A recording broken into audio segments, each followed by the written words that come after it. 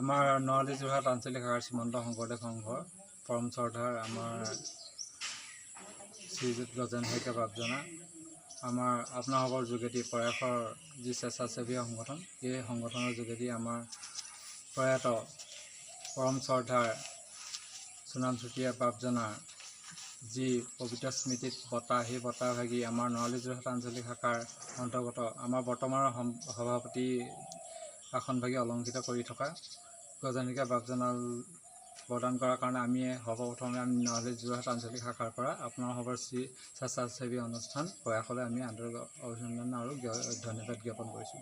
জয়তে এই অনুষ্ঠানলৈ আপোনালোকে যে আমাৰ গজেন শইকীয়া বাপজনাক উপযুক্ত বুলি ভাবি আমাৰ এই বঁটা প্ৰদান কৰিছে, আমি অতি আনন্দিত, অতি গৌৰৱান্বিত হৈছোঁ।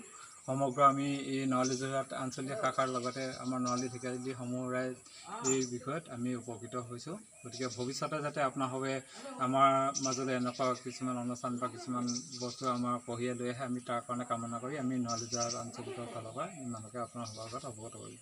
কৃষ্ণ জয় গুৰু শংকৰ।